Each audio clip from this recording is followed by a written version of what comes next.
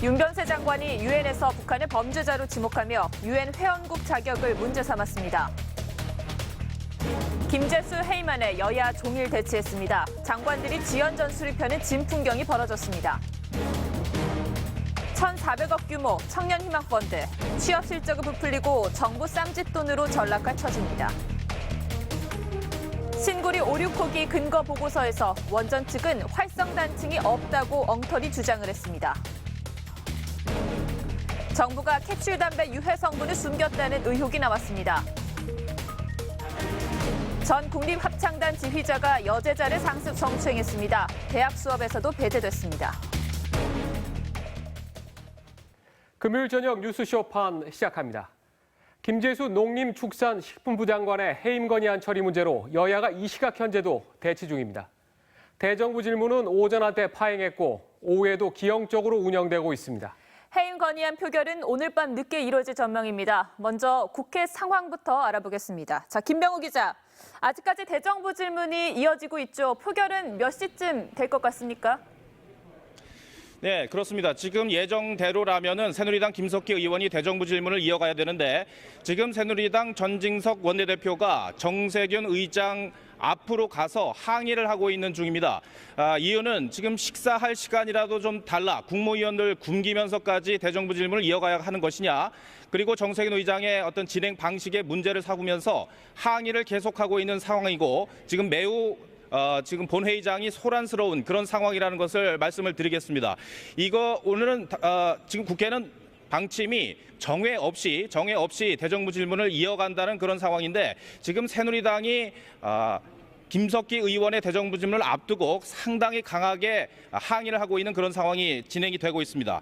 이런 상황이면은 당초 예상대로라면은 이르면 밤 10시쯤에 이 김재수 농림축산식품부 장관에 대한 해임 건의안 표결이 이루어질 것으로 예상이 됐는데 조금 더 늦춰질 가능성이 있어 보입니다.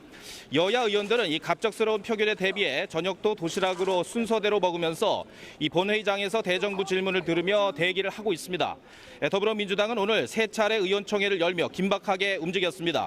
우상호 원내대표는 의총에서 이 국민의당 박지원 비상대책위원장이 저녁 약속을 25표를 확보해 준다고 말했다며 이 저녁 약속을 취소해 달라고 의원들을 대기시켰습니다.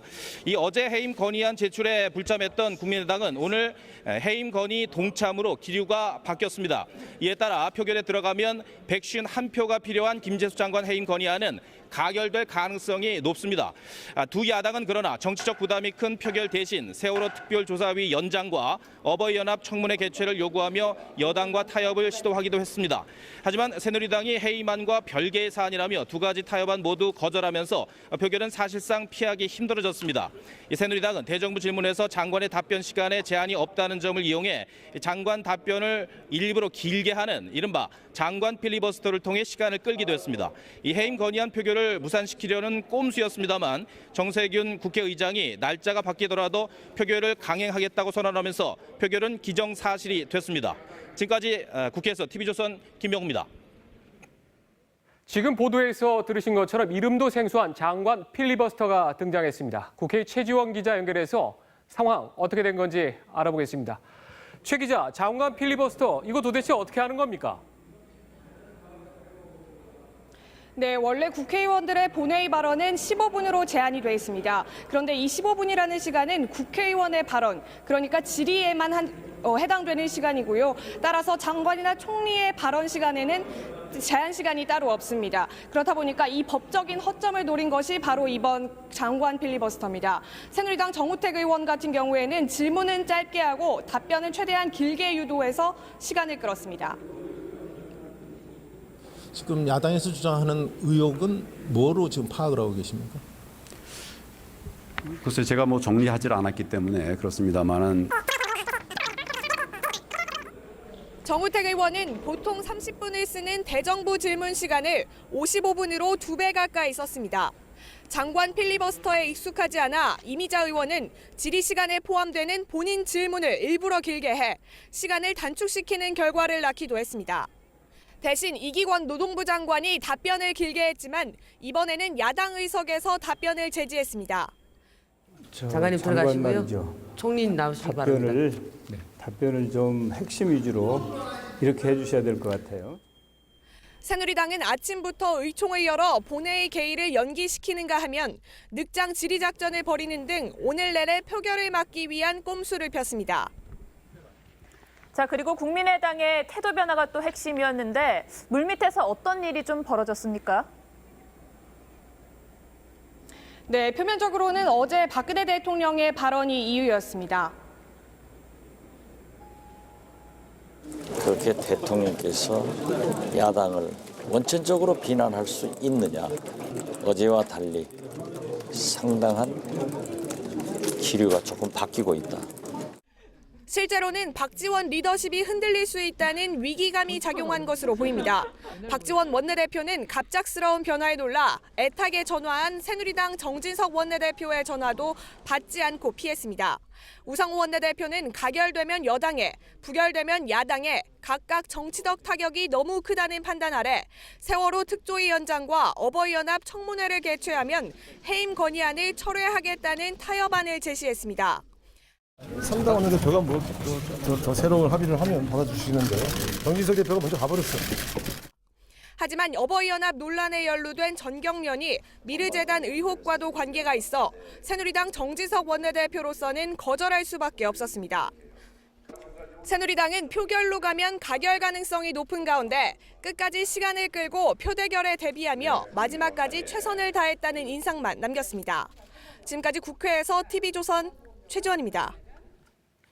자, 이번엔 청와대로 가보겠습니다. 청와대는 김재수 장관을 해임할 사안이 아니라며 해임안이 서로 가결되더라도 수용하지 않을 분위기입니다. 네, 홍혜연 기자 연결해 봅니다. 자, 홍 기자, 청와대도 국회 상황을 주시하고 있을 텐데 지금 분위기는 어떻습니까?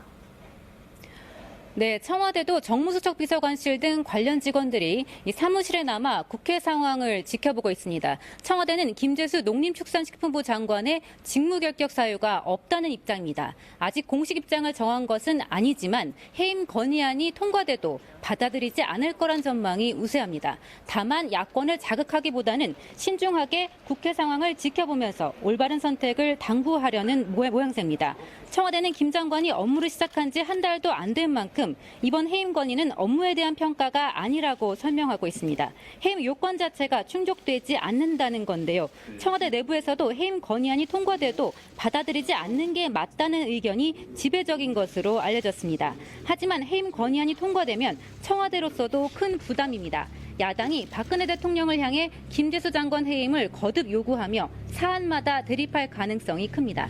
특히 미르재단과 K스포츠재단을 겨냥한 야권의 공세로 청와대와 야당의 관계가 최악으로 치달을 수 있습니다. 여야 대치 상황이 장기화하면서 앞으로 국정감사 등 정기국회가 파행할 가능성도 배제할 수 없습니다. 지금까지 TV조선 홍혜영입니다.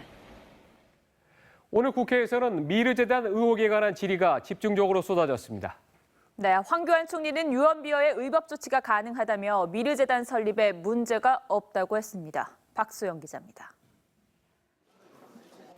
황교안 국무총리가 미르재단 설립에 정권 실세가 개입했다는 의혹과 관련해 아무 문제가 없다고 일축했습니다. 황 총리는 허위사실 유포에 대해 문제 제기를 할 수도 있다며 엄포를 놨습니다. 기부금 모집 과정 또 재단 설립 과정에 대해서 지금 야당은 이게 특혜 의혹이다. 사실은 이런 유언비어들에 대해서는 불법에 해당하는 것은 그건 뭐 사실은 의법 조치도 가능한 것이 아니냐. 재단 설립을 취소할 용의가 있느냐는 질문에는 검토 결과 그럴 이유가 없다고 했습니다. 재단 설립 자체가 국가적으로 마이너스예요. 그렇게 생각 안 하세요? 일단 허가된 것을 취소할 때는 또 취소의 요건이 갖춰져야 되지 않겠습니까?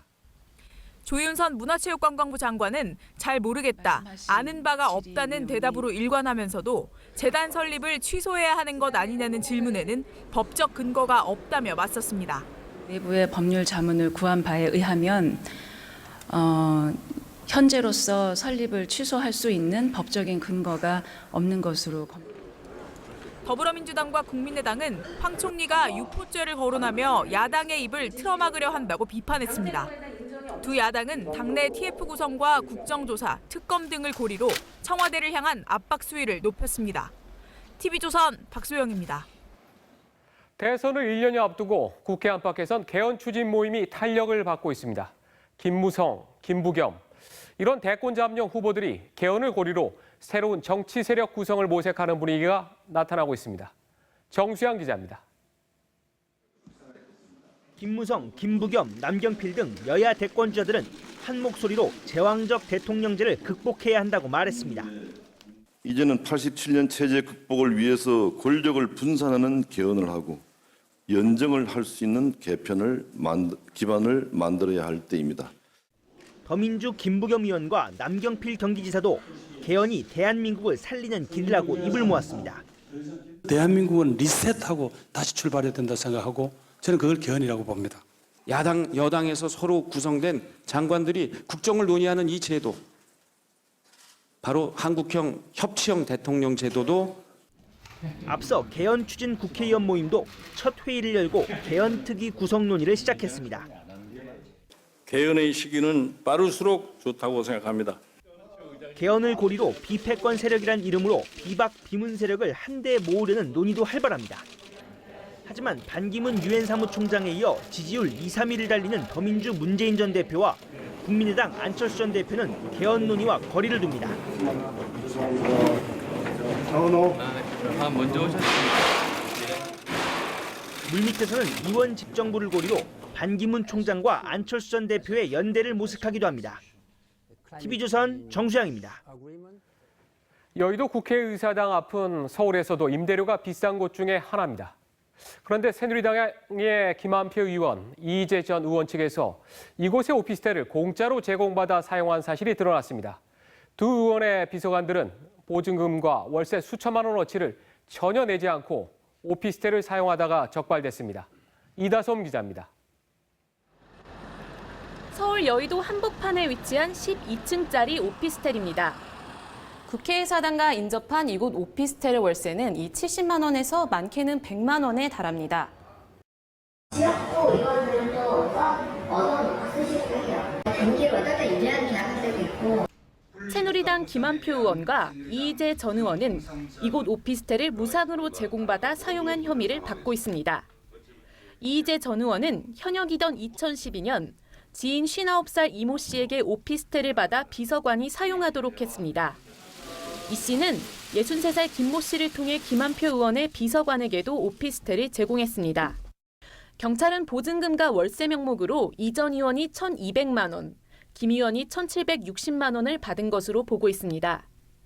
이 전 의원의 오피스텔 임차 비용은 이 씨가 모두 부담했고 김 의원의 경우엔 김 씨와 부동산 분양업체 회장 45살 신모 씨가 나눠낸 것으로 파악했습니다. 경찰은 두 의원이 임차료를 내준 이들에게 특혜를 제공한 사실은 확인되지 않았다고 밝혔습니다. 김 의원은 오피스텔을 제공하겠다는 이 씨의 제안을 거절했는데 자신도 모르게 비서관이 오피스텔을 사용하고 있었다고 해명했습니다. 경찰은 이 전 의원과 김 의원의 소환 일정을 조율하는 한편 임차료를 내준 이 씨 등과 오피스텔을 사용한 비서관들을 입건해 조사하고 있습니다. TV조선 이다솜입니다. 대한민국 경제는 세계 10위권 안팎인데 유독 금융만 아프리카의 어느 국가와 비슷하다. 최근 벌어진 이런 논란 아마 기억하실 겁니다. 그만큼 한국의 금융이 낙후됐다는 얘기인데요. 그런데 오늘 은행노조가 금융을 선진화시키기 위한 방안으로 추진 중인 성과연봉제에 반대 총파업을 벌였습니다. 은행 고객들은 납득하지 못하는 분위기였고 참여율은 저조했습니다. 이채림 기자입니다. 오늘 하루 시한부 파업을 벌인 금융노조. 성과연봉제 반대를 외칩니다. 총단결로 임단투 승리하자! 파업에는 조합원 18,000여 명이 참가했습니다. 전체 은행 직원의 15%입니다. 특히 4대 시중은행의 참가율은 3%밖에 되지 않습니다. 우려했던 큰 혼란은 없었습니다. 인터넷 모바일 뱅킹은 평소처럼 운영됐습니다. 하지만 일부 은행 영업점엔 대기 시간이 길어져 고객들은 불편을 겪었습니다. 우리 같은 늙은 사람들은 인터넷 뱅킹을 못 하잖아요. 그러니까 창구 가니까 굉장히 불편하더라고. 은행권의 평균 연봉은 9천만 원이 넘습니다. 그래서 성과연봉제 반대가 정규직 고연봉자들의 밥그릇 지키기가 아니냐는 비판도 나옵니다. 그것은 좀 아니란 태도가 아닌가 이렇게 생각합니다. 다만 고객한테 불편을 주면서까지 과연 파업을 해야 되는가. 다음 주까지 이어지는 연쇄 총파업에 문을 연 금융노조. 하지만 시민들의 시선은 차갑습니다. TV조선 이채림입니다. 네, 박근혜 대통령이 청년 취업을 돕겠다며 만든 청년 희망 펀드. 그 성과가 초라합니다. 그나마 이것도 실적 부풀리기로 만든 결과입니다. 취업 상담만 받아도 취업자로 간주했습니다. 송지욱 기자입니다. 청년희망펀드 기금으로 운영되는 청년희망재단 사무실. 상담사가 구직자의 자기소개서를 봐줍니다. 그 부분을 조금 더 잘 해주면 좋을 것 같은데 여기도 보면은 이렇게 상담만 받아도 나중에 구직자가 취직하면 청년희망재단이 배출한 취업자로 집계됩니다. 실제로 재단이 지원해 취업했다고 집계한 구직자 804명 가운데 189명은 단순 상담을 받은 게 전부입니다. 재단 측이 구직자와 기업을 1대1로 직접 연결해 취업했다고 집계한 331명 중엔 인턴직과 계약직도 10% 이상 포함돼 있습니다. 엄청 구체적으로 명시되어 있지는 않아서 전환 가능성이 좀 없는 인턴도 되게 많거든요.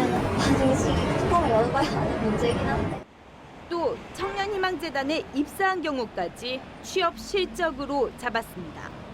제가 해놓은 운용이 방식으로 뽑아서 저희 재단도 그만큼 청년 채용하고 있다는 걸.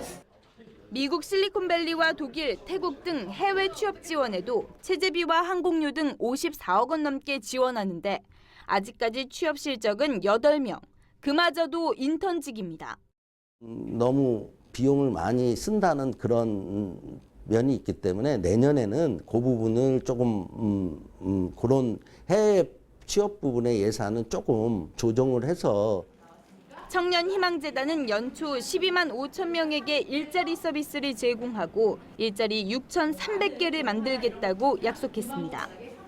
하지만 재단의 서비스를 받은 14,000여 명 중 취업은 800여 명에 그쳐 1,400여억 원에 이르는 기금 규모로 볼 때 초라한 성적이란 지적입니다. TV조선 송지욱입니다. 자, 이번엔 청년희망펀드에 모금된 돈 25억 원을 고용노동부 사업에 투입하기로 해 논란입니다. 국고로 해야 할 정부 사업에 민간 기금을 끌어다 쓰는 건데요. 게다가 이 기금은 서울시 청년수당 표절 논란이 된 취업수당에 쓰입니다. 박경준 기자입니다. 청년희망재단은 지난달 청년 일자리 지원 사업 예산 중 25억 원을 고용노동부 사업재원으로 바꿨습니다. 재단 기금을 원래 목적외에 사용하려면 미리 이사회 승인을 받아야 하지만 이 절차는 건너뛰었습니다. 좋은 제안이 있을 경우에는 이사회를 거치지 않고 바로 우선 이사장이 판단해서 청년희망 체험 사업만 그렇게 예외를 두고 더욱이 기금이 쓰이는 곳은 고용노동부가 취업준비생에게 한 달에 20만 원씩, 석 달간 모두 60만 원까지 주는 취업수당. 정부 여당이 퍼주기식 정책이라며 반대했던 서울시 청년수당과 흡사해 표절정책 논란이 된 사업입니다. 정부가 서울시 청년수당은 직권 취소해 지급을 막고는 고용부 취업수당은 국고도 아닌 국민과 기업의 기부금으로 주려는 겁니다. 그렇게 거둔 재원조차 활용을 이렇게 한다는 것은 애초부터 이 사업 자체가 굉장히 좀 계획성이 부족한 상태에서 추진된 것이 아닌가라는 의구심을 지울 수가 없을 것 같습니다. 재단 측은 기금이 나중에라도 국고에 귀속되기 때문에 문제가 없다는 입장입니다. 이런 논란 속에 청년희망펀드 기부 참여자는 빠르게 줄고 있습니다. 출범 초기 월 기부 건수가 5만 건이 넘었지만 최근엔 10건도 안 됩니다. 이 때문에 청년희망펀드가 절차와 취지에 맞게 제대로 운영되지 않으면 유명무실화될 수 있다는 우려가 나옵니다. TV조선 박경주입니다.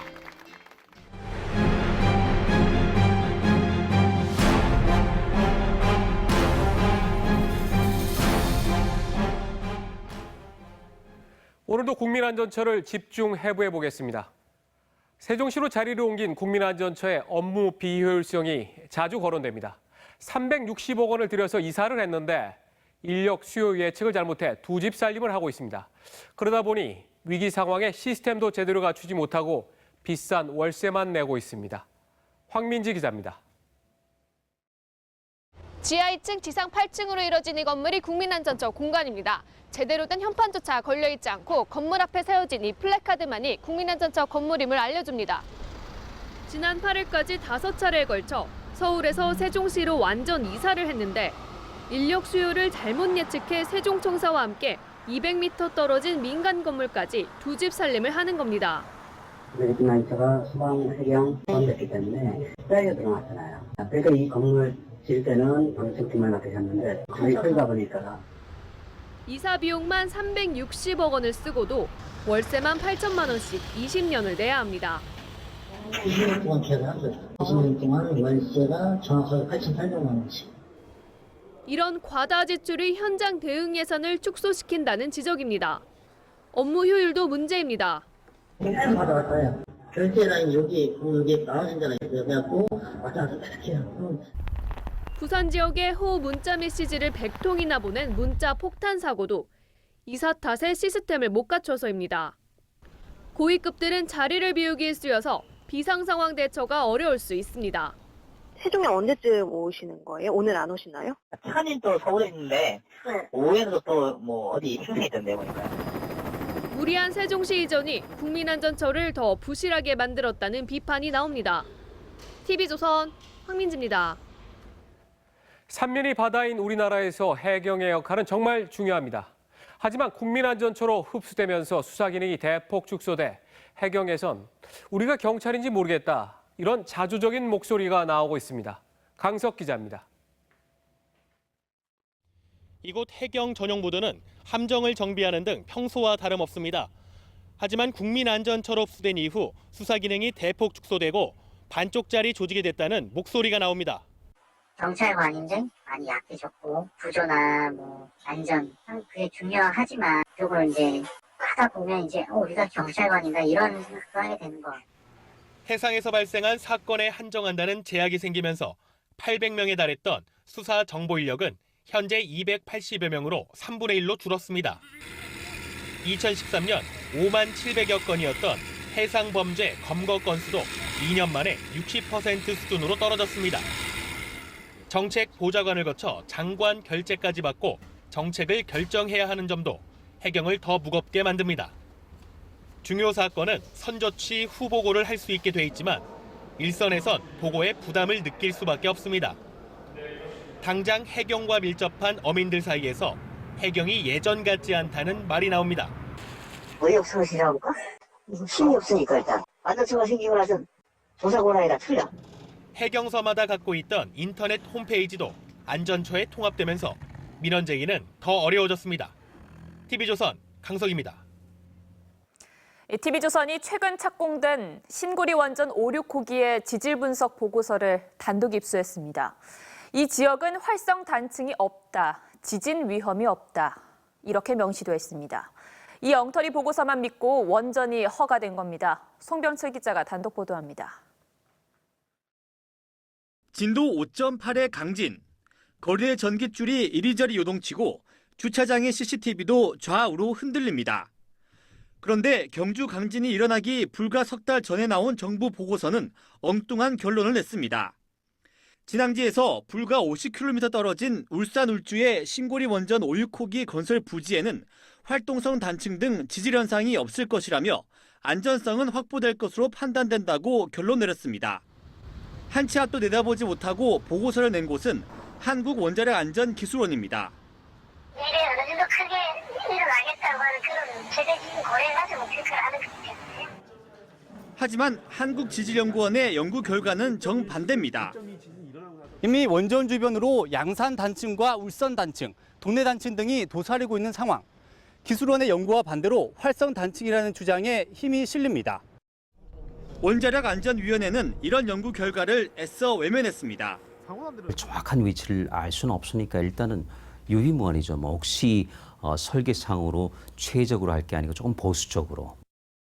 한 치 앞도 못 내다본 정부 보고서. 지난 7월 착공한 신고리 5, 6호기의 내진 설계 기준을 이제라도 높여야 한다는 목소리가 커지고 있습니다. TV조선 송병철입니다. 기상청이 경주 지진의 여진이 남하한다고 발표하면서 양산단층 남쪽 지역의 주민들은 불안감만 커지고 있습니다. 건물의 내진 설계 여부를 확인하는 문의도 빗발칩니다. 박성철 기자입니다. 울주군 언양의 전통시장. 상인들은 이미 짐까지 꾸렸습니다. 보자기를 배낭하게 꾸려놓고 있어요. 현관 앞에 해놓고 무슨 일이 있으면 빨리 나오려고. 인화물질이 가득한 주유소는 공포 그 자체입니다. 거기 밑에서 단층이 치가지고 뒤틀려 버리면은 그러다 되면 엄청난 재앙이 아마 따를 겁니다. 양산 단층을 따라 내려오는 여진 때문입니다. 양산 단층은 경부선 구간 아래로 낙동강 하구까지 이어집니다. 경주 남남서쪽 양산 단층에 자리 잡은 언양과 양산 지역 주민들은 불안감을 감추지 못하고 있습니다. 계속 내려온다니까 큰 게 올 것 같기도 하고 그래 이사를 가야 되나 이러고. 하지만 양산시와 울주군은 그저 중앙정부만 쳐다보고 있습니다. 국토부에서는 이제 그런 대비 안이 내려오면 그 맞춰서 이제 하려고 따로 뭐 자체적인 어떤 그런 거는. 건물의 내진 설계 여부를 묻는 민원 전화도 폭주하고 있습니다. 포항시는 지진 상담소까지 만들었습니다. 하루에 한 100통은 넘게 오는데요. 지금 이렇게 기록된 것만 요 정도거든요. 지진의 공포감이 언제 끝날지 기약이 없어 보입니다. TV조선 박성철입니다. 네, 그래도 위안이 되는 건 경주에 따뜻한 손길이 닿고 있다는 겁니다. 자원봉사자들의 발걸음이 줄을 잇고 이 성금과 기왓장 기부도 이어집니다. 하동원 기자입니다. 연신 삽질을 하고 벽돌을 차곡차곡 쌓습니다. 지진에 무너진 옹벽을 고치느라 구슬땀을 흘립니다. 추석 연휴인 지난 15일부터 군장병 900여 명이 지진 복구 작업에 투입됐습니다. 자원봉사자들의 손길이 이어지면서 한옥 지붕에서 떨어져 방치됐던 기왓장들도 이렇게 정리되고 있습니다. 지금까지 경주를 찾은 자원봉사자는 470여 명. 우리는 보니까 막 힘이 시 죽겠다라 땀을 적적 그렇게 했으니까 미안코. 지진으로 시민들의 정신적 충격이 큰 상황. 간호사 등 의료진은 심리치료 자원봉사에 나섰습니다. 어떤 재난 상황이 닥쳤을 때 좀 안정화시킬 수 있는 마음을 조금 편안하게 해줄 수 있는 따뜻한 도움은 불안감을 이겨내는데 큰 힘이 됩니다. 또 말씀 한마디 한마디가 지금 심리 상태가 다들 그렇게 느낀다고 하니까 내가 특별한 거 아니다. 기부 행렬도 이어지고 있습니다. 지붕 보수용 기와 7만 7천 장과 3억 원대의 보수 장비, 복구 성금 2억 원이 도착했습니다. 국민들의 따뜻한 손길이 지진으로 지친 경주 시민들의 몸과 마음을 달래주고 있습니다. TV조선 하동원입니다. 그래도 지진 공포가 가시질 않자 지진에 대비하는 물품들이 불티나게 팔리고 있습니다. 이 생존 배낭을 사려면 몇 주를 기다려야 합니다. 한승원 기자입니다. 재난 대비 용품 상점. 절반 이상은 품절입니다. 품절이라서요. 그러니까 넉넉 잡고 이주는 생각을 하셔야 되고요. 직원들은 손이 모자랍니다. 기존 인원으로 감당이 안 될 정도고요. 하루 매출이 지난달 한 달 매출보다 오버를 했어요. 자체 발효할 전투 식량부터 라디오가 수신되는 손전등, 흙탕물을 빨아들여도 정화된 물이 나오는 생존 빨대까지 인기가 뜨겁습니다. 생존 배낭엔 체온을 유지해주는 이 특수 보온 담요도 있고 나침반의 호루라기까지 6가지 기능을 담은 생존 팔찌도 담겨 있습니다. 다용도칼, 인공성냥 등 9가지로 생존 키트를 구성하기도 합니다. 책장이나 진열대에 쓰러짐 방지 기능도 담았습니다. 책상 위에 있는 손거울이나 그런 무거운 책 같은 게 떨어져서 피해가 조금 있었는데 지진 같은 걸 미리 준비해서 나쁠 건 없다고 생각하고. 우리나라도 결코 지진 안전지대가 아니라는 인식이 확산되면서 내 안전은 내가 지킨다는 소비자가 늘어나고 있습니다. TV조선 한송원입니다. 이런 망신이 또 있을까요? 어젯밤 충북 제천시의 국장급 간부와 시의원이 조례 개정을 놓고 말다툼을 하다가 난투극을 벌였습니다. 이호진 기자입니다. 식사를 마치고 술집으로 자리를 옮기는 제천시청 이모국장과 홍모 제천시 의원. 그런데 2차로 찾은 맥주집에서 일이 터졌습니다. 말다툼 끝에 두 사람은 술집 밖으로 나와 이 자리에서 서로 주먹을 휘둘렀습니다. 조례 개정 서명을 놓고 말싸움을 벌이다 주먹질로 번졌는데 홍 의원은 눈을 크게 다쳤고 이 국장도 뇌진탕 증세를 호소하며 병원에 입원했습니다. 당연히 인정하죠. 쌍방입니다. 예, 뭐 한 1분 정도 투닥거린 상황이에요. 절대 잘하는 게 아니고요. 지금 반성하고 있고요. 제천시는 즉각 이 국장에 대해 징계 절차에 들어갔습니다. 그쪽에 내부적으로는 뭐 검토를 하고 있는 걸로 알고 있어요. 그렇죠? 경찰도 두 사람에 대한 수사에 나섰습니다. TV조선 이호진입니다.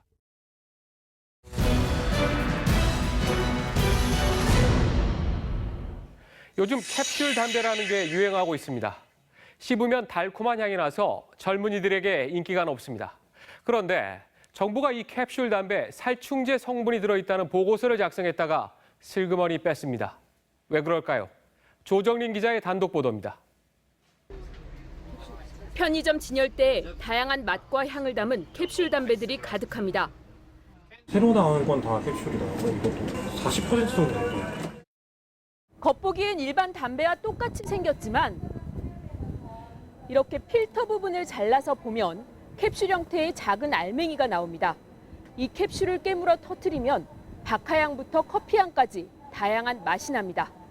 사이다처럼 청량감 있는 것처럼 일반 담배에 비해서 좀 이제 맛도 있고 담배를 폈을 때는 좀 텁텁함이 있는데 그거에 비해서는 좀 덜하다 보니까 처음 출시된 2012년과 비교하면 판매량이 56배나 급증할 정도로 인기가 높습니다. 정부가 31종의 캡슐 담배를 분석한 결과 지난 5월 최초 보고서를 보면 살충제의 원료 등 107종의 유해의심 성분들이 검출됐습니다.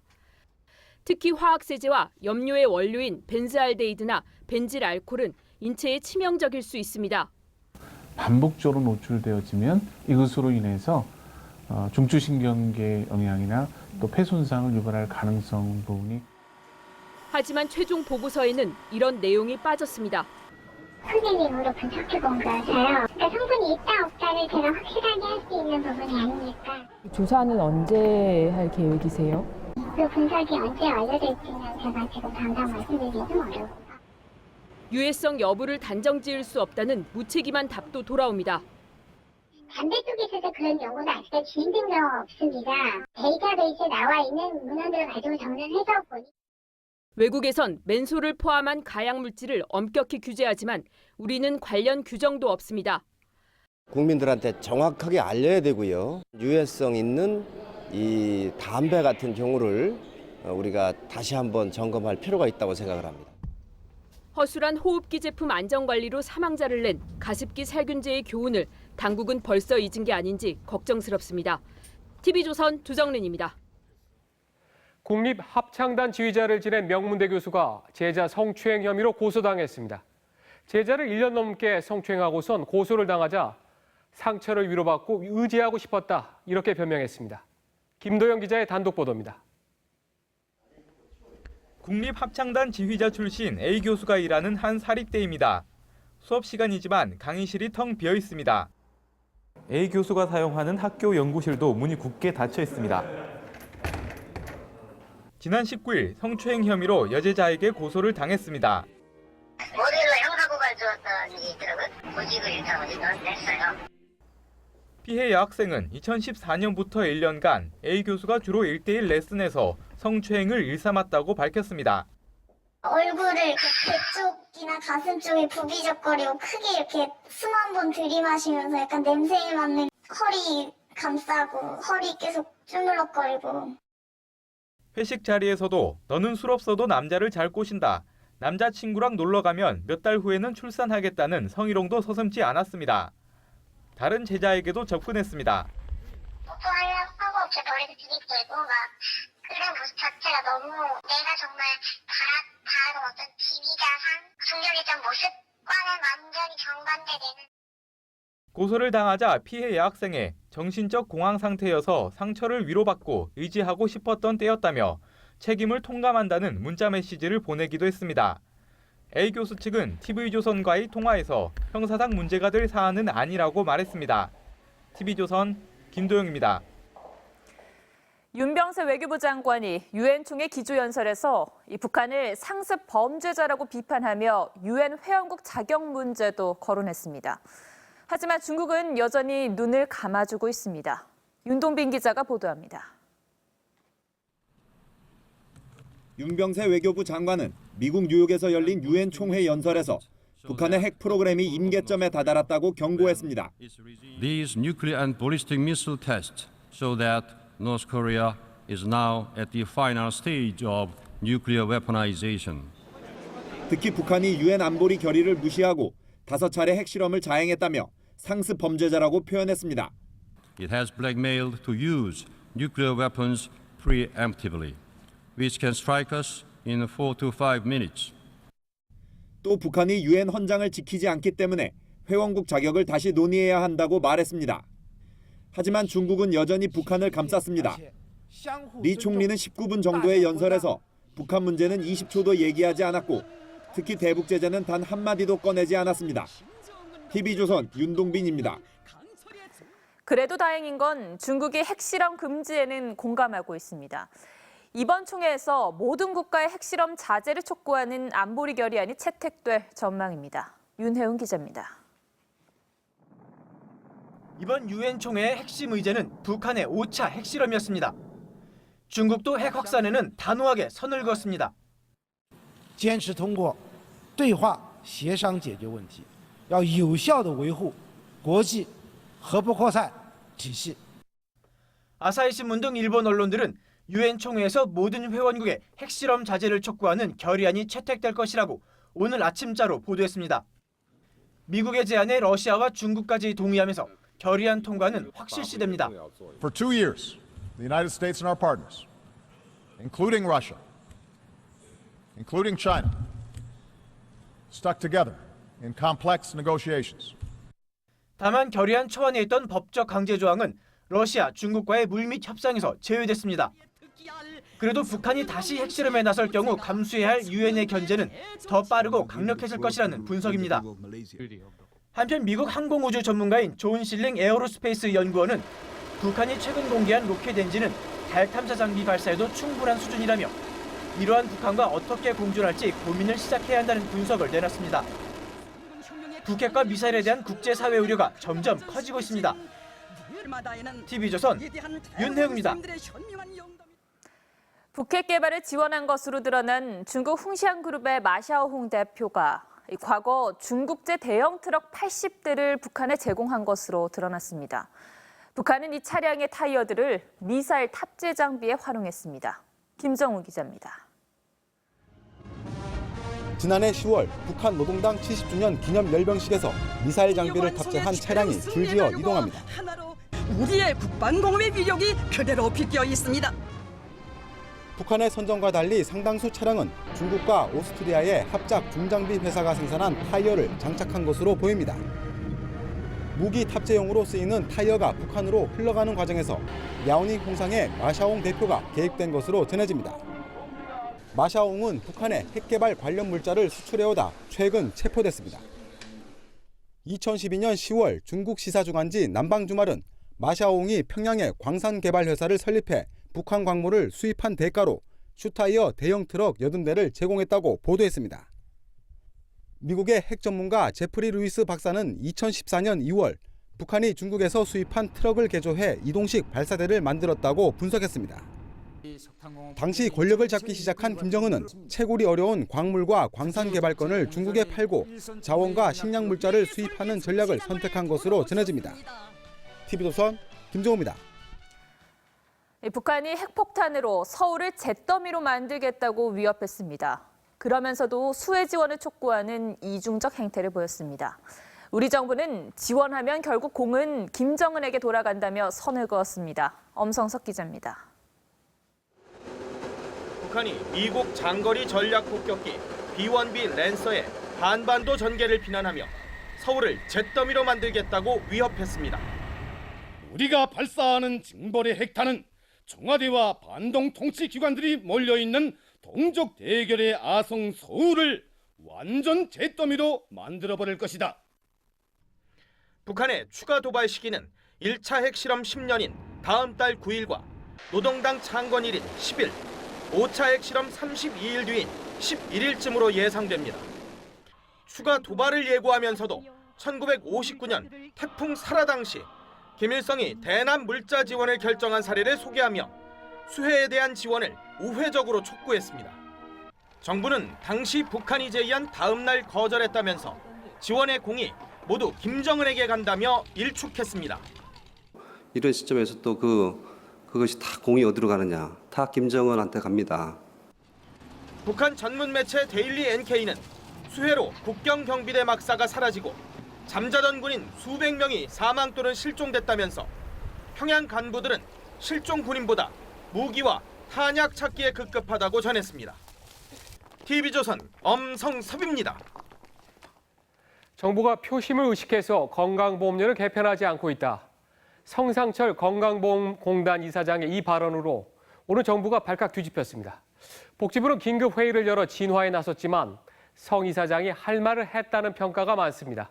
이정현 기자입니다. 보건복지부는 하루 종일 부산한 모습이었습니다. 예정에 없던 긴급 브리핑까지 가졌습니다. 정부가 대선을 앞두고 표심을 의식해 건강보험료 부과체계 개편을 미루고 있다는 성상철 건보공단 이사장의 발언 때문입니다. 하지만 복지부의 해명은 성 이사장과 정부의 입장이 다르지 않다는 옹색한 변명에 그쳤습니다. 보험료 부과체계 개편안이 표를 의식해서 마련되기보다는 합리적인 근거에 따라서 검토돼야 한다는 취지였었다고 합니다. 복지부의 해명에 대해 건보공단 측은 정부가 단계적으로 조속히 개편을 추진해야 한다고 반박했습니다. 건보료 개편은 박근혜 정부의 국정과제. 정부는 기획단까지 만들어 개선안을 마련했지만 발표 하루 전인 지난해 1월 28일 갑자기 무기한 연기했습니다. 당시 연말정산 파동을 겪은 정부 여당이 고소득층의 부담 증가로 인한 반발을 우려해 연기 결정을 내린 것으로 알려졌습니다. 더불어민주당이 소득 중심의 부과료 일원화 방안을 내놓으면서 개편안을 둘러싼 건보공단과 복지부의 갈등은 더욱 깊어졌습니다. TV조선 이정현입니다. 우리가 가입한 건강보험은 이원화돼 있습니다. 직장과 지역 가입자로 나눠져 있어서 형평성 문제가 끊이지 않고 있습니다. 박상현 기자입니다.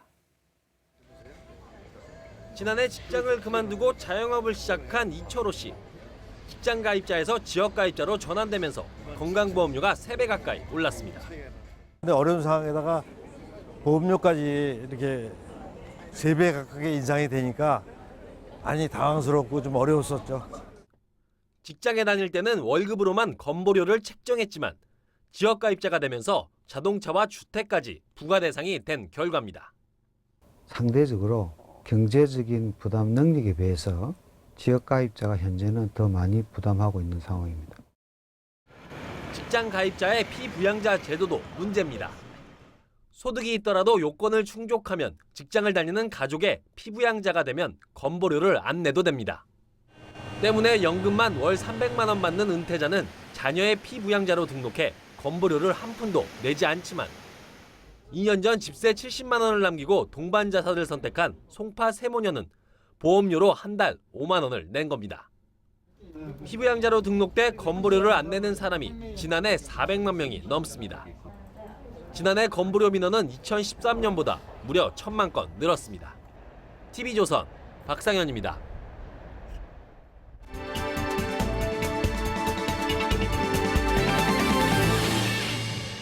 건강보험료 관련해 민원이 한 해, 이거 참 믿기 어려운데 6천만 건입니다. 부과체계 뭐가 문제이고 개선책은 없는지 사공진 한양대 경제학부 교수와 알아보겠습니다. 어서 오십시오. 안녕하세요. 네, 마침 최근에 영화배우 박해일 씨 사건이 있었잖아요. 네네. 박해일 씨 같은 경우에 아내 회사 이름을 올려서 보험료 축소 논란이 일었는데 228만 원의 보험료를 원래 지역에서 내야 되는데 자, 직장에 이 아내 회사에 하니까 2만 원밖에 안 냈다고 합니다. 제가 영화배우 박해일 씨를 변호할 생각은 전혀 없는데 차이가 이렇게 크다 보니까 유혹받는 거 아닙니까? 우선 지역 가입자들한테는 네. 소득뿐만 아니고 재산과 자동차에 대해서도 보험료 부과됩니다. 네. 그런데 직장 가입자에 대해서는 월급에 대해서 6.12%만 부과하면 되고 그것도 사용자와 근로자가 반씩 부담을 하게 됐습니다. 그러면 그 박해일 씨 같은 경우에 만약에 재산이 많을 경우에 아마도 재산과 자동차에 대해서 지역 가입자에 계셨으면 자동차 또 재산에 대해서 보험료가 부과되니까 또 좋은 차일 테니까 220만 원이 넘는 그런 월 보험료를 납부해야 되겠지만 그분이 아내 회사에 그 위장 취업할 경우에는 월 2만 원만 내면 되겠습니다. 그러니까 아마 그런 꼼수를 쓰지 않았나. 아니 그러니까 김종대 전 건강보험공단 이사장도 그런 문제 제기를 송파 새 모녀와 비교하면서 하지 않았습니까? 그렇죠. 이걸 좀 쉽게 이거 개선하기가 그렇게 어려운 겁니까? 지금 김종대 사장님 말씀 같은 경우도 우리나라에 한 2천만 명 정도의 피부양자가 있습니다. 그래서 이분들은 결국은 뭐냐면 그 우리 직장 근로자들의 배우자 또 부모 또 자녀 그리고 형제 자매들입니다. 근데 이분들에 대해서는 재산이 9억이 안 되면 또 근로소득이랄지 또 금융소득이 4천만 원이 안 되면은 한 푼도 건강보험료를 납부하지 않습니다. 네, 그래서 제가 지금 계속 여쭤보는 게 이게 개선하기가 그렇게 어려운 겁니까? 어렵습니다. 왜 그렇습니까? 어렵습니다. 우선 예를 들어서 송파 세모녀 같은 경우에 그분들한테는 전월세에 대해서도 보험료가 부과되고 있기 때문에 그래서 그분은 월 5만 원에 월세에 살고 있으면서도 월 5만 원에 대한 건강보험료를 부담했습니다. 그런데 만약에 직장 근로자가 실직을 하게 되면은 한 푼도 소득이 없는데 불구하고 이분들은 그 가지고 살고 있는 주거 주택이랄지 자동차에 대해서 건강보험료가 부과되기 때문에 아마 직장 가입자 계실 때보다 훨씬 더 많은 보험료를 물게 될지도 모르겠습니다. 그러니까 그런 재산의 기준으로 해서 지역 가입자가 많이 보험료를 내게 되는 거 아닙니까? 네네. 이런 문제를 좀 해결해야 되지 않겠습니까? 맞습니다. 소득이 하나도 없는데 작은 집 한 채 있다고 돈을 많이 낸다. 이거 너무 맞습니다. 불합리하잖아요. 지금 영 말씀 나온 김에 우리 건강보험료 부과체계 특히 지역 보험료 부과체계 문제점을 잠깐만 짚어봤으면 좋겠습니다. 그래서 지금 지역 가입자들한테는 예를 들어서 자동차에 대해서도 보험료가 물고 또 재산에 대해서도 보험료가 물리고 또 소득에 대해서도 또 보험료를 물리고 있습니다. 근데 또 하나 그 소득 보험료와 재산 보험료가 굉장한 소득 역진적입니다.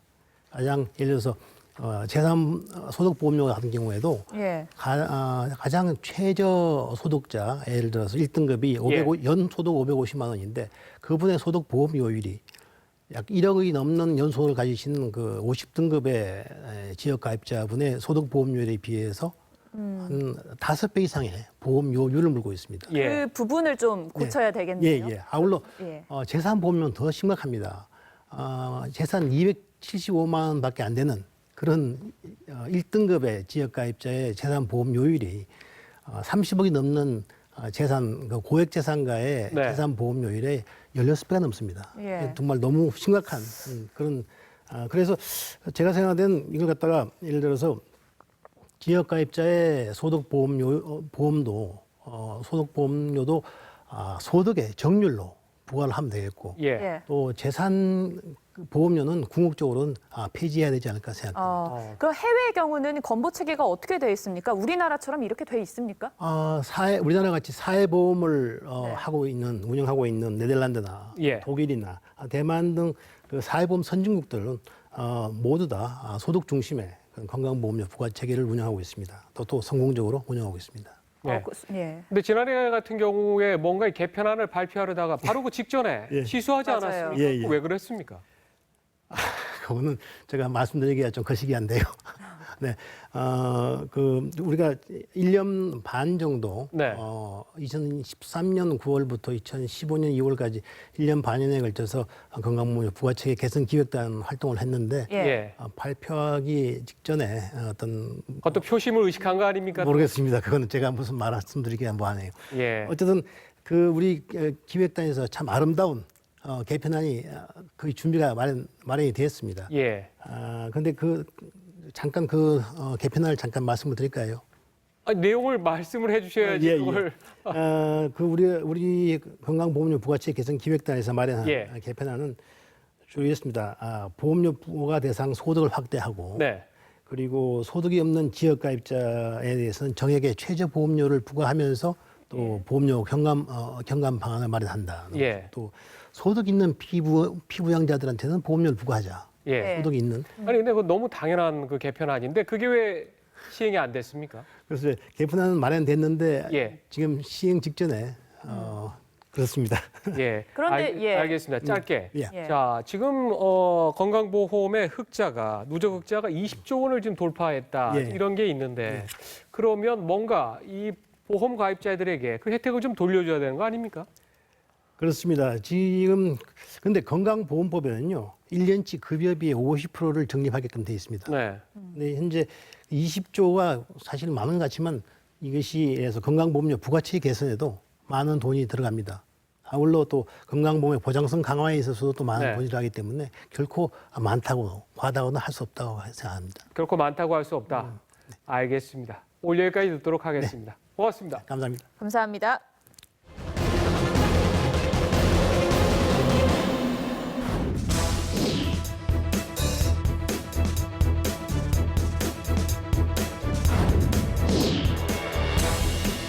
저는 평생 공직에서 봉사했습니다. 혐의 내용에 대해서는 법정에서 모두 해명하도록 하겠습니다. 지난번 말씀드린 식으로 마음이 아픕니다.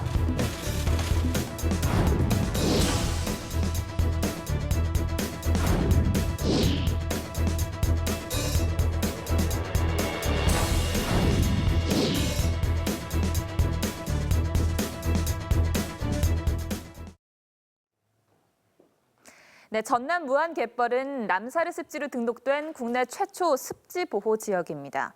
그래서 출입이 금지되지만 딱 3일만 공개하는데요. 무안 갯벌의 표정을 오선열 기자가 취재했습니다. 속살을 드러낸 축구장 7개 크기의 전남 무안 갯벌. 오늘 하루 아이들 세상이 됐습니다. 질퍽한 갯벌을 누비며 개를 잡고 낙지를 찾습니다. 놀이는 어느새 자연을 배우는 교실이 됩니다. 다리 8개고 여기 입이 있어요. 낙지 잡는 거, 게 잡는 거 이런 걸 좋아해가지고요. 그렇게 오게 됐어요. 어떻게 우연히 알게 돼서 참 잘 됐다고 생각하고. 이곳 무안 갯벌 생태공원은 지난 2001년 습지 보호구역으로 지정된 뒤부터 일반인 출입이 제한된 곳입니다. 무안 갯벌은 지역의 경제 활성화를 위해 1년에 단 한 차례만 빗장을 풉니다. 3일밖에 안 한다고 해서 일본 휴가돼가지고. 국내 1호 습지 보호 지역인 무안 갯벌은 25일까지 일반에 공개됩니다. TV조선 오승열입니다. 돈을 벌기 위해 아르바이트를 한다는 건 당연하죠. 그런데 그렇지 않은 사람들도 있습니다. 이색 알바족을 신한순 기자가 만났습니다.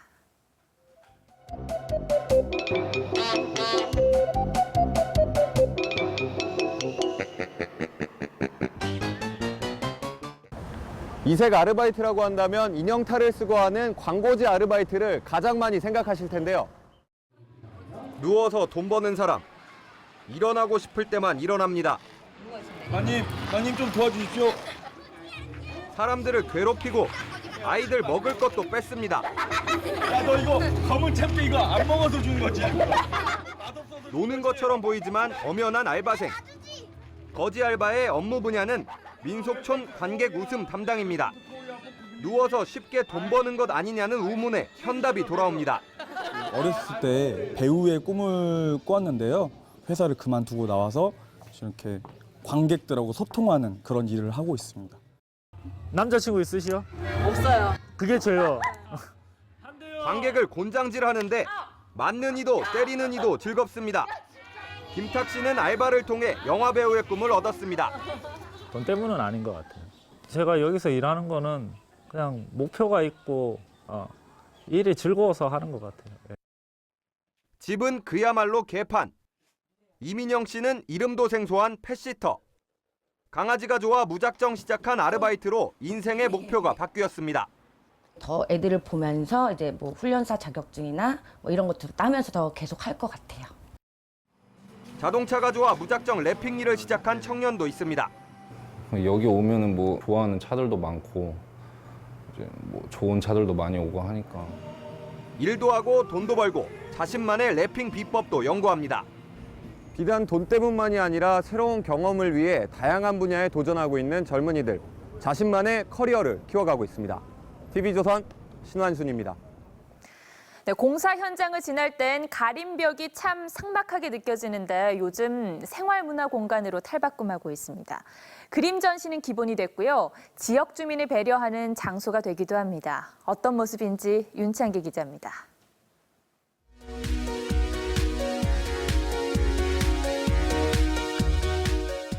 서울 태평로 거리. 행인들이 공사장 가림벽에 설치된 전화 수화기의 발걸음을 멈춥니다. 가림벽을 배경으로 사진도 찍고 눈을 벽에 대고 안쪽 전시물을 감상합니다. 행인들에게 가림벽은 새로운 관광 명소가 됐습니다. 좋죠. 호기심이 있고 뭐가 있을까 하고 이렇게 들여다보게 됐어요. 서울 강동구의 공사장 가림벽은 초등학교 학생들의 그림들로 장식됐습니다. 지역 주민들의 생활 속 갤러리 역할을 합니다. 서울 강남의 한 재건축 현장엔 우산 수십 개가 걸려 있습니다. 우산이 없는 주민들이 갑자기 비를 만났을 때 사용할 수 있도록 비치해 놓은 겁니다. 주민들에게 작은 편의를 제공하면서 친근한 느낌을 줍니다. 열악한 가솔 울타리의 환경 개선 활동의 일환으로 우산을 설치하는 이벤트를 설치하고 있습니다. 혐오 시설로만 여겨지던 공사장 가림벽. 어느덧 주민 친화 공간으로 도시의 분위기를 바꾸고 있습니다. TV조선 윤창기입니다. 전 세계를 울린 시리아 알레포의 꼬마 옴란. 이 불쌍한 시리아 꼬마를 동생으로 삼고 싶다고 미국의 6살 아이가 오바마 대통령에게 편지를 보냈습니다. 이 편지는 오바마 대통령은 물론 국제사회를 움직여 감동적인 결과를 가져왔습니다. 김혜민 기자입니다. 폭격으로 흙먼지와 피를 뒤집어 쓴 채 넉나간 표정을 지었던 5살 소녀 옴란 다크니 씨. 그는 시리아 내전의 비통함을 보여주는 상징이 됐습니다. 이 시리아 어린이를 동생으로 삼겠다는 편지가 미국 대통령에게 도착했습니다. 미국 뉴욕주에 사는 6살 소녀 알렉스가 꾹꾹 볼펜으로 눌러 쓴 편지였습니다. Can you please go get him and bring him to our home? 옴란의 형이 돼 함께 놀고 싶다고 했습니다.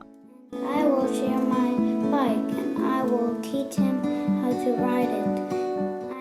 감동을 받은 오바마 대통령은 난민을 주제로 열린 유엔 정상회의에서 이 편지를 직접 읽었습니다. Who hasn't learned to be cynical or suspicious or fearful of other people because of where they're from or how they look or how they pray. 오바마 대통령은 자신의 SNS 계정에도 이 동영상을 올리고 난민에 대해 알렉스처럼 생각해보자고 권했습니다. 네티즌들은 6살 어린이가 어른들보다 더 큰 인류애와 사랑, 이해심을 갖고 있다며 박수를 보냈습니다. 알렉스의 편지에 감동받은 총회 참가국들은 난민을 지금의 2배 수준으로 수용하겠다고 약속했습니다. TV조선 김혜민입니다. 미국 동부에 위치한 노스캐롤라이나주의 샬롯은 인구 80만 명의 아름다운 도시입니다. 이곳에서 경찰의 흑인 피살에 항의하는 시위가 사흘째 계속되고 있습니다. 이 문제가 미국 대선의 쟁점으로 떠올랐는데 공화당 후보 트럼프는 이와 관련한 막말 논란에 다시 휩싸였습니다. 이미지 기자입니다. 샬롯 도심 한복판을 시위대가 가득 메웠습니다. 시위대는 CCTV 영상을 공개하라며 시가지를 행진했습니다.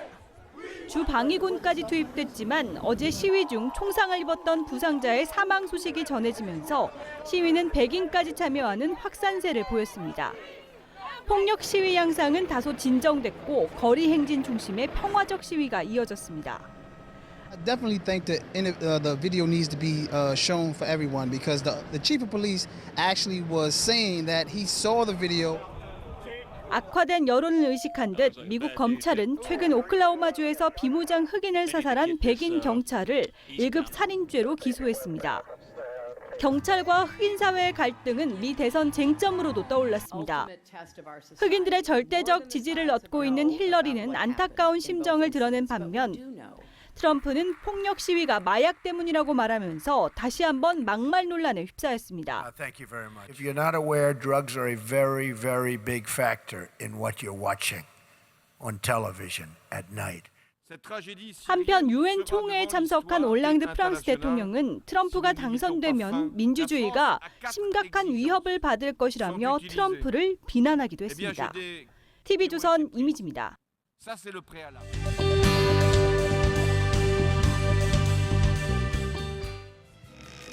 한 방송에 출연한 힐러리 클린턴에게 짓궂은 질문이 쏟아집니다. When he's elected president, are you going to move to Canada or one of the Arctics? So you're going to lead the Civil War? I really regret doing this. Those at the top. 사회자는 건강 문제를 거론하고 말하는 도중 갑자기 트럼프의 TV 광고를 틀며 힐러리를 당황시켰습니다. 망가진 건 트럼프도 마찬가지입니다. 한 TV쇼에 나온 트럼프에게 진행자는 가발 아니냐며 트럼프의 머리를 마구 헝클어뜨렸습니다. 한 노인이 금반지를 건네봤습니다. 37년 전 바다에서 수영을 하다 잃어버린 결혼 반지를 찾은 겁니다. 한 스쿠버 다이버가 지중해에서 반지를 발견했는데 반지 안쪽에 새겨진 결혼 날짜를 페이스북에 올려 수소문한 끝에 주인을 찾았습니다. 뉴저지의 노숙자 닐 파커는 지난 18일 밤 역 주변 쓰레기통 위에 있는 수상한 가방을 보고 경찰에 신고했습니다. 가방 안에 든 건 폭탄. 하마터면 큰 인명피해가 날 뻔한 상황이었습니다. 파커 덕에 테러를 면한 지역 주민들은 그를 위해 모금운동을 벌였고 사흘 만에 목표액의 2배가 넘는 우리 돈 2천만 원이 모였습니다. God chose me for whatever reason, scared, no. I just did what I had to do. Thanks, my man. TV조선 신유만입니다. 할머니를 반갑게 맞는 치킨 가게 주인 황항보 씨. 맛있게 구운 치킨을 건넵니다. 벌써 7년째 매달 열리는 복지센터 생일잔치에 치킨 12마리를 갖다 드립니다. 감사하죠. 전년 이렇게 해주셔서 너무 감사하고 정말 맛있게 잘 먹고 있습니다. 우리 부모님이 드신다. 이런 생각으로 일한다고 합니다. 어르신들이 더 좋아하시고 저희 치킨을 맛있게 드신다고 그래서 저희들이 부모님이 계시지 않아서 더욱더 정성을 더해서 담아드리고요. 암 수술로 입원도 했는데 그땐 부인이 이 봉사를 이어갔습니다. 따뜻한 마음은 이렇게 담나 봅니다.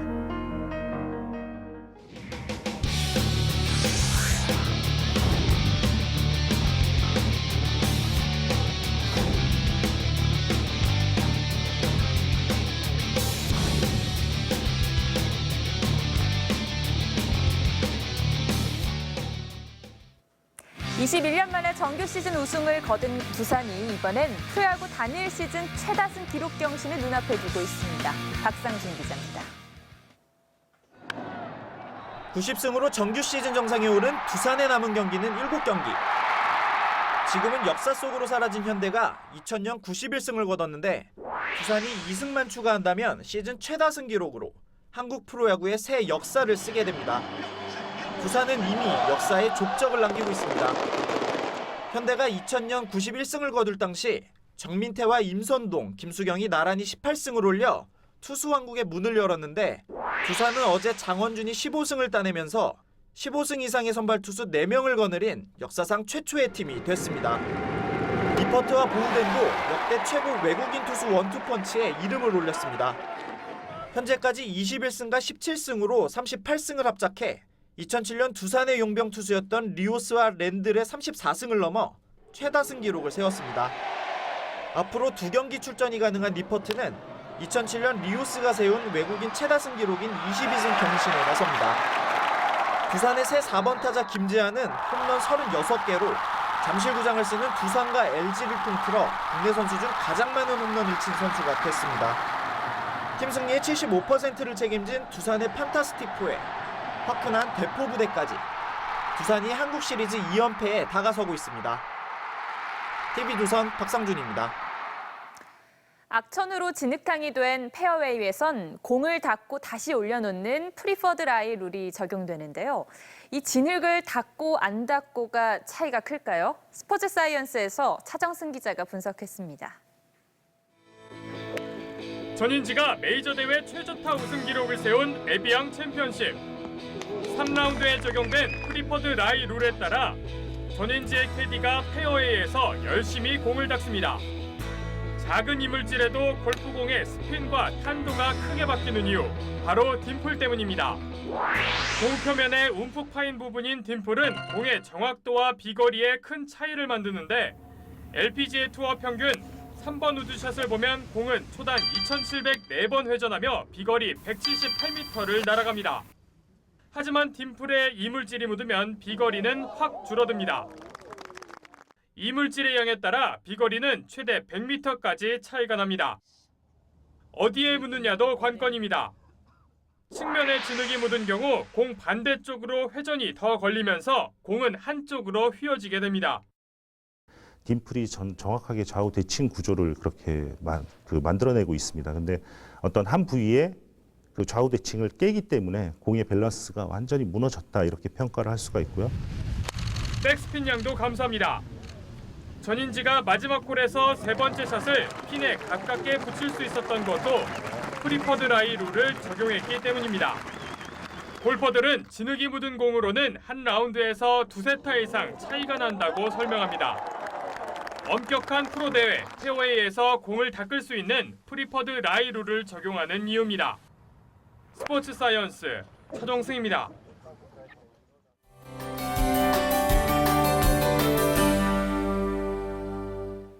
네, 주말에도 맑은 하늘 이어집니다. 요즘 날씨가 참 좋은데요. 그래도 유의할 점이 있다면 큰 일교차죠. 낮엔 덥고 아침엔 서늘합니다. 이 점 염두에 두시고 의상 선택하셔야겠습니다. 또 이렇게 맑은 날씨가 이어질 때는 새벽에 안개가 짙게 낀다는 특징이 있죠. 이른 시간 운전하실 때 주의하셔야겠습니다. 내일도 기온은 오늘과 비슷합니다. 중부지방 서울의 아침 기온 17도로 시작해 낮 기온 28도까지 오르겠고요. 남부지방은 낮 최고 기온 27도를 웃돌겠습니다. 동해안 지역은 오늘보다 기온이 조금 오르겠습니다. 대체로 25도 선을 보이겠습니다. 바다의 물결은 전해상에서 2.5m까지 일겠습니다. 다음 주 화요일과 수요일 전국적으로 비가 지나면서 가을이 더 깊어지겠습니다. 낮 기온이 25도 선으로 이 늦더위가 물러갈 것으로 보입니다. 날씨였습니다. 국제보건연구 컨소시엄의 연구에서 우리나라의 건강 관련 삶의 질이 전 세계에서 35위로 평가됐습니다. 대한민국이 세계에서 차지하는 경제 위상에 비하면 부끄러운 등수입니다. 특히 자살과 흡연율, 미세오염, 비형 간염에서 매우 낮은 점수를 받았습니다. 국가의 경쟁력은 국민의 건강한 삶에서 시작되는데 우린 여기에 너무 무심한 것 아닌지 모르겠습니다. 개개인의 삶의 질이 높아져야 국가의 미래도 밝습니다. 다음 주도 깊이 있는 뉴스 명쾌한 분석으로 찾아가겠습니다. 고맙습니다.